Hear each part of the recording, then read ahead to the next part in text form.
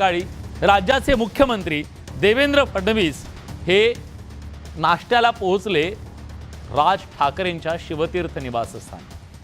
आता हे दोन दिग्गज नेते राज्याचे प्रमुख जेव्हा राज ठाकरेंच्या भेटीला पोहोचतात, तासभर त्यांच्याशी चर्चा करतात, त्यानंतर राजकीय वर्तुळात त्याबद्दल उलटसुलट चर्चा होणं, नव्या समीकरणांची नांदी तर नाही ना असे प्रश्न पडणं अगदी स्वाभाविक आहे।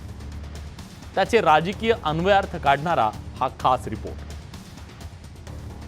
फडणवीस आणि राज ठाकरेंची भेट केवळ एक जी मैत्री आहे त्या मैत्री करता मी त्यांच्या घरी गेलेलो होतो। भेटी मागची राज की बात काय?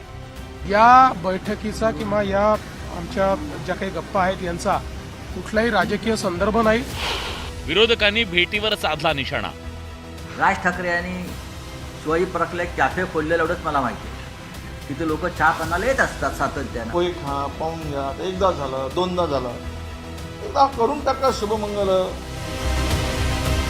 सोमवारी मुख्यमंत्री देवेंद्र फडणवीस मनसे अध्यक्ष राज ठाकरेंच्या निवासस्थानी दाखल झाले। जवळपास 2 तास या दोन्ही नेत्यांमध्ये चर्चा झाली। आगामी महापालिका निवडणुकीत मनसे आणि भाजप एकत्र येणार का याबाबत चर्चा सुरू झाली आहे। आगामी महापालिका निवडणुकीत मनसेला सोबत घेऊन उद्धव ठाकरे यांच्याकडे असलेली मराठी मतांचा टक्का मनसेच्या माध्यमातून भाजपकडे वळवण्याचा प्रयत्न तर नाही ना? माहीम विधानसभेत पराभूत झालेल्या अमित ठाकरेंना भाजपच्या कोट्यातून राज्यपाल नियुक्त आमदारकी दिली जाणार का? आगामी काळात मनसेला महायुतीत सामावून घेणार का?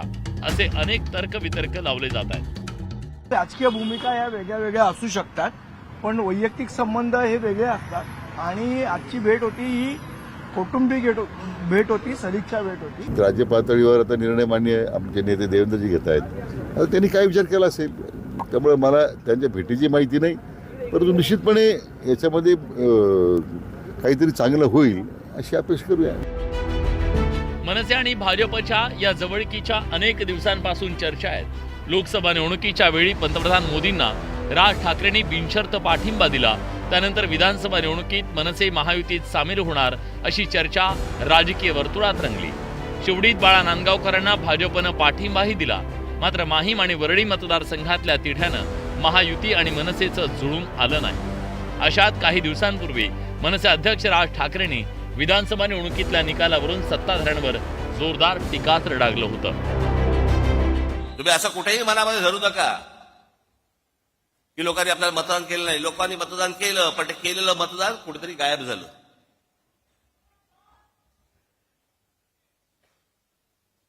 आणि अशा प्रकारच्या ज्या निवडणुका लढवायच्या असतील तर निवडणुका न लढवल्याच बऱ्या।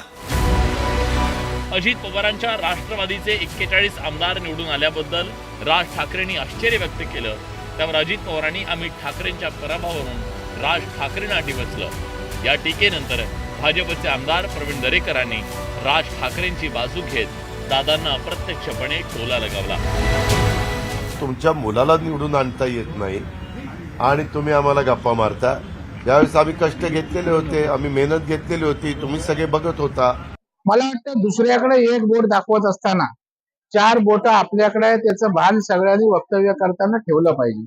अजितदादांनाही आपल्या मुलाला निवडून आणता आलं नाही, अजितदादांनाही आपल्या पत्नीला निवडून आणता आलं नाही।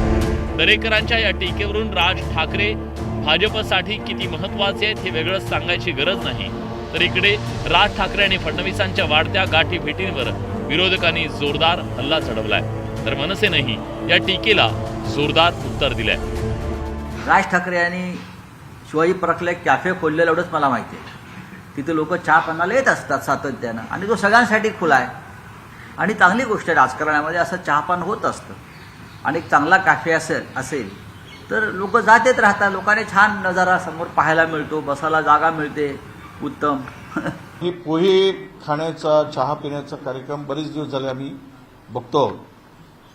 आता मला वाटतं की हे बघून खूप झालं, खाऊन आता पोहे खूप झालं। लग्न कधी करता याची प्रतीक्षा आता महाराष्ट्रातील लोक बघत आहेत। म्हणजे एकदा पोहे खा, पाहून घ्या, एकदा झालं, दोनदा झालं, एकदा करून टाका शुभमंगल। संजय राऊत दुसरीकडे कुठे जातात ते मला वाटतं पवार साहेबांच्या बंगल्याच्या बाहेर झाडू मारायला जातात का?